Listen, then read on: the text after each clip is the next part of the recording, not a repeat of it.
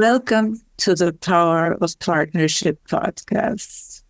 I'm Riane Eisler, president of the Center for Partnership Systems. This podcast brings you voices from the partnership movement, people using partnership practices to build a world that values caring, nature, and shared prosperity. The Power of Partnership podcast is hosted by Cherry Jacobs-Pruitt, a health policy and partnership scholar. Today, Cherry interviews Dr. Piera Giacconi on the power of storytelling to change narratives in workplaces, hospitals, and communities. And now on to the POP podcast.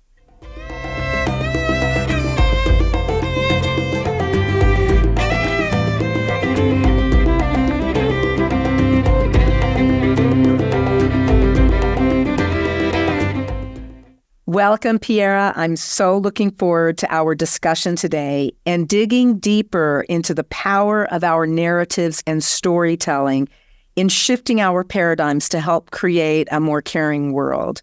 Can you start by sharing more about the Scuola Italiana Cantastoria, or the Italian Storytelling School? How did the school get started, and what kind of programs does the school offer? Thank you for the question, Cherry. All started in 1991 in Barcelona at an international congress. And one of my teachers said to me, why don't you go to have an interview with that man? And he was a French man specialized in fairy tales for adults. So he told me, I do fairy tales with manager. Great. That was what I wanted to do, to bring this powerful tool of personal development inside the organization.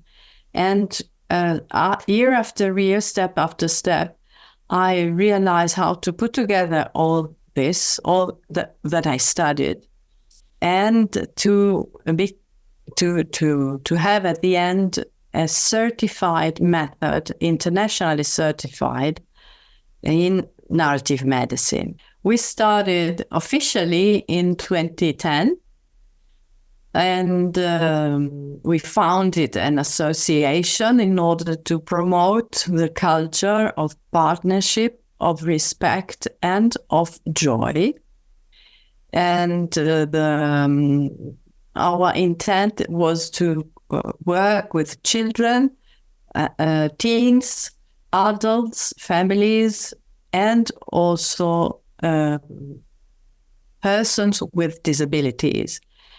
And we can work inside organization for the psychological safety, for the confidence, for the respect, for the differences, or we can work in clinical areas, but not as a psychologist. What is wonderful in narrative medicine is that everybody can do it. You don't need to be a physician. You don't need to be a psychologist, a psychotherapist. Everybody is human. And this is the great power of fairy tales, to touch you into your deep humanity and to face the other in his deep humanity. And this is something magical, and this is so wonderful. And so they are not histories to make children sleep, to fall asleep your babies, but they are stories to awake adults. That's a true life. And this is why I was so enthusiastic about the possibility to bring fairy tales everywhere, not only with children. Was my idea, when you alight, that's it. Can you talk about the impact that Riane Eisler's, that her work has had on the founding of the school? Yes, with pleasure. I didn't know about Riane Eisler before I met Antonella Riem, which is a professor of Udine University, who translated all the books that are in Italian available from Riane. And when she gave to me the translation of The Real Wealth of Nations, this was absolutely inspired me, but because I said, everywhere I went, I spoke about that. I wrote about that. And I said, the caring economy is not the economy of an hospital. Is everywhere. Is caring exactly the planet, the consequences, the family. And this is when we founded the association, La Voce delle Fiabe, into the laws, the internal laws of the association. We have the respect for everybody, the respect for the planet, the respect of anything, and this attention to economy also. So, and during the pandemic, I tried to get closer with some colleagues, and we decided to make the school stronger, to give the school not only a social benevolence indication, but also to go more deeply into the economic areas, to speak to women that want to leave their jobs and that they want to do their real job, to speak to men that want to do an extraordinary job of their life and not to go with shoulders like that every day. Nice. And so we decided to open to other professor, and now we have doctors from Rome and a consultant from Milano. We have nutritionists from Udine, from Friuli, so we are from different areas in Italy, and we are experimenting what Riane says, to work with an economic intention, but also with a very strong ethic intention, and wanting to build a different way of managing a company, an organization. At the moment, we are still an association, but who knows in future. How does that narrative medicine process work? Can you give us some examples? I can tell you the story. Once a lady came to my art therapy studio because she wasn't able to answer at the phone. And after writing and using fairy tales, what happened was that she was blocked because she found her partner coming back at home at the evening, dead at the entrance.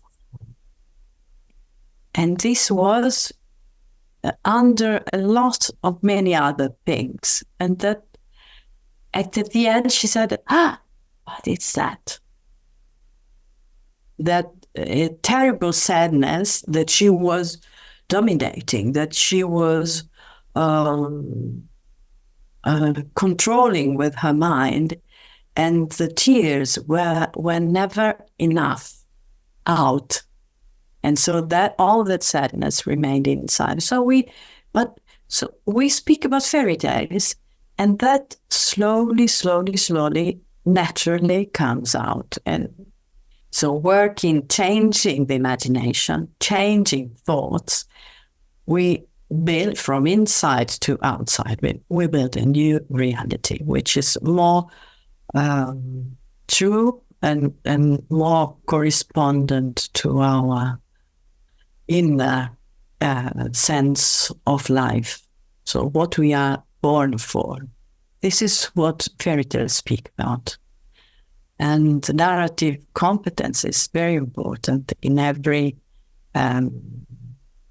area of work. If you are in a hospital or in a school or in another organization and you don't have the narrative competence to be able to hear or to be able to say no or to be able to say, now come closer and tell me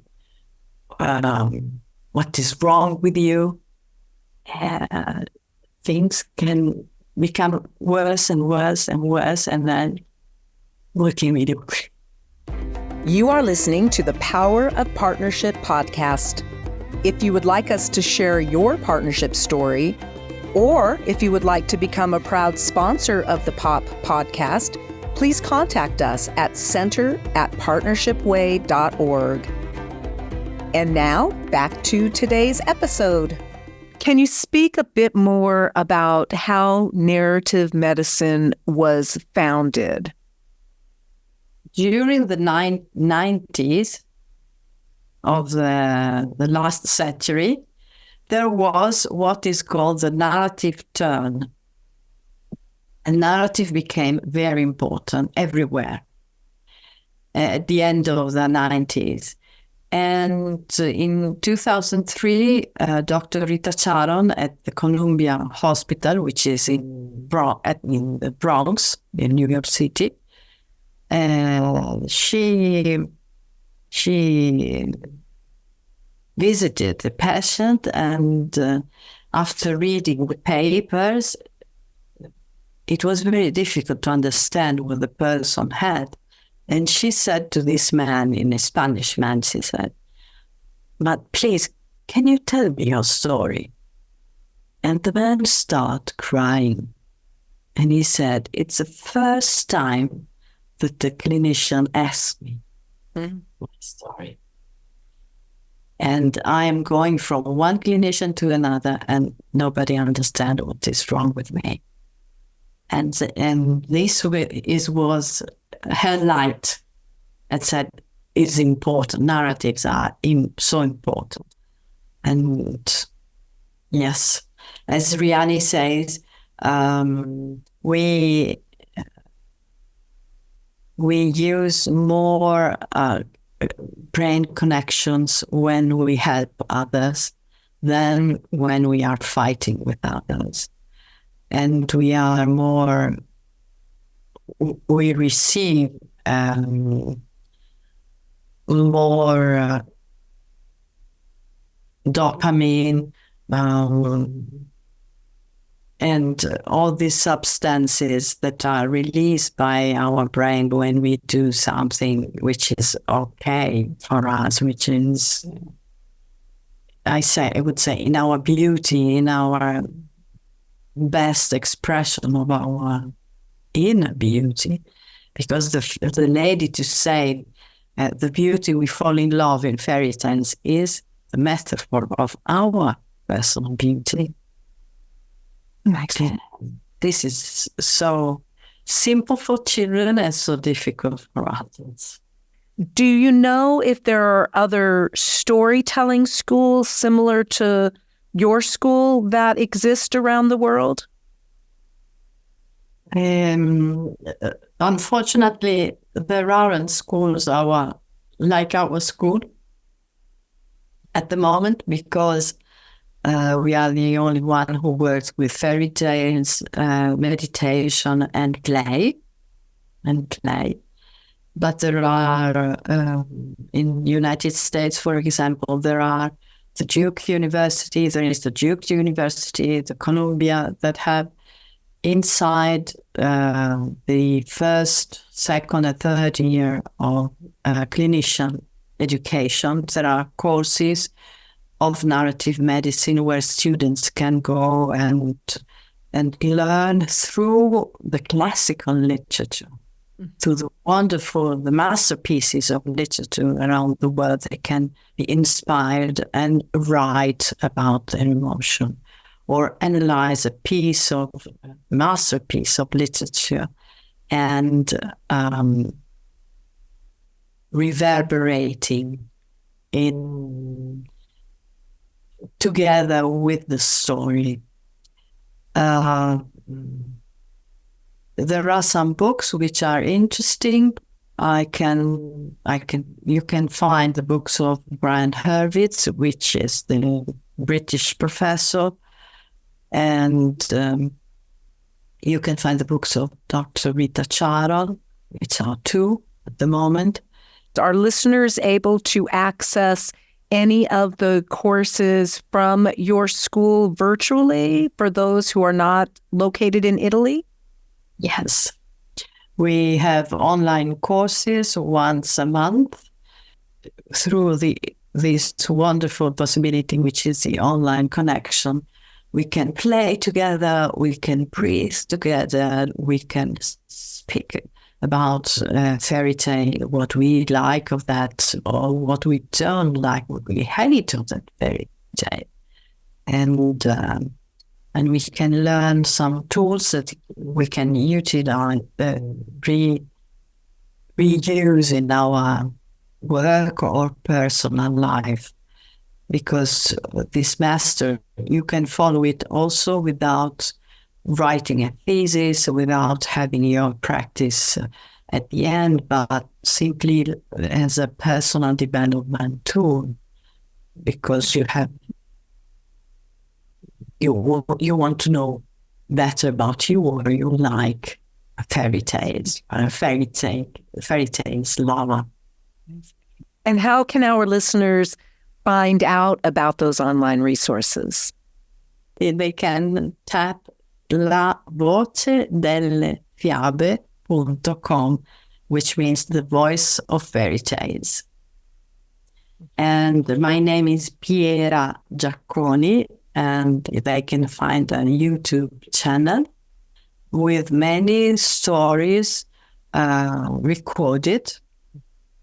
Well, for our listeners, I will say that I will put a link to the website that Piera referenced in the show notes for today's episode. In addition, the books that Piera referenced will be in your show notes for today's episode, as well as, of course, a link to the Center for Partnership Systems, where you can always find information about courses and resources to dig deeper into Riane Eisler's cultural transformation story, or cultural transformation theory, her domination partnership, social lens continuum, and the four cornerstones that make up every society of childhood and family relations, gender, economics, and of course, narrative and stories.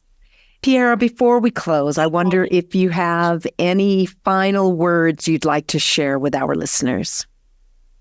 Yes, Cherry. I want to speak about magical words. We are facing in this moment a lot of fake news, a lot of empty words. And what makes a word magical is the quality of your presence, is the truth of that word, is the intention in which you say it. And I would say, because fairy tale speaks about human qualities, and you can't buy them, you can't drink them. If you are sad, you can't drink some happiness. If you are ill, you can't operate and put inside your body hope, because it's a bad period. If you go to supermarket, you can't buy 1 pound of confidence, because you are without. And what is one thing that you have inside and that you like the most of yourself, Cherry? Tell me one.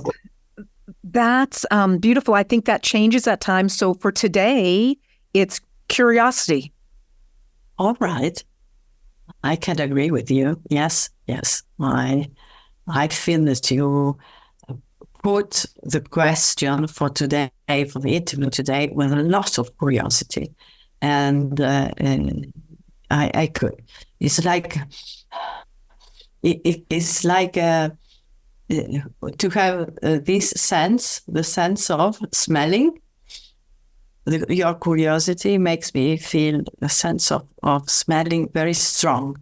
And we say that traditional storytellers have a sense of smell for gold, because human quality are gold in fairy tales.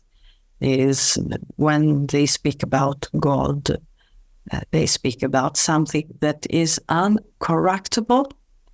It's a metal. The property of gold is that it cannot be destroyed by acids, for example. It's always gold. You can beat 1 gram of gold, and you can cover 1 meter of surface. So 1 gram of curiosity can regenerate 1 square meter of stagnation or ignorance. So this is why are so powerful, our qualities. So the magical word for you is curiosity. And I hope that the podcast listener can find inside themselves one thing that they like the most of them. And that could be really a magical word to think about, to say to us inside, also when we are facing a bad person, a bad moment, a bad situation. Beautiful. Thank you so much, Piera. It has truly been a pleasure interviewing you today. Thank you, Cherry. Thank you to Riane Eisler that will be hearing and knowing about our history. We are so moved to know how close to us. And this will give us a lot of force, of strength. Thank you for listening to the Power of Partnership podcast. We're grateful to Rising Appalachia for the use of resilience as our Power of Partnership theme music. If you would like us to feature your partnership story, or if you would like to be a proud sponsor of the Power of Partnership podcast, please contact us at center@partnershipway.org. We hope you enjoyed this episode and will leave us a review on your favorite podcast channel. And don't forget to subscribe to be notified when new episodes are released. I'm Cherry Jacobs Pruitt. See you next time on the Power of Partnership podcast. I am resilient. I trust the movement. I negate the chaos. Uplift the negative. I'll show up at the table again and again and again.